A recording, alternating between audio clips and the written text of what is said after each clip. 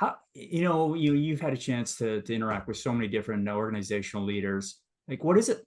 You're auctioning mass first. It was written for this purpose. Like, what does it look like? What does it look like when a CEO shows up that way? Like, how do you know that the tools that are in your book, the auction mass first, like that they're relevant to this person? Yeah, that's a good question. Well, everyone's different and every situation is different, although the underlying drivers are fairly similar. Like with our CEOs, and same with the CEOs that you work with and the executives that you work with, you have a pretty good sense of how they're doing.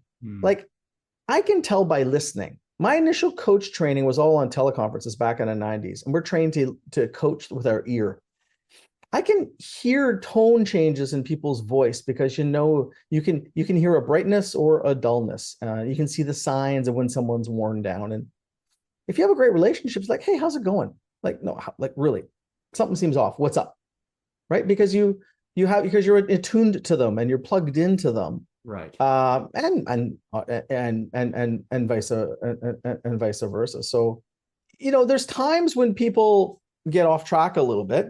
And then there's just the general challenges that people come up with. And they'll say, like, CEO earlier today, was like, how do I coach this specific person on my team or help this specific person with this specific situation? And I ended up referring him to the chapter about sweet spots.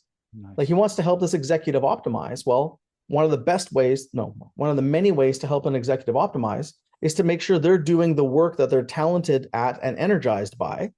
And then, getting the team or other people to cover off the stuff that drains them, for example. So it comes up in conversation. The book is just a series of conversations. It's a accumulation of the most common issues and tools that we found when people bump up against stuff on their path.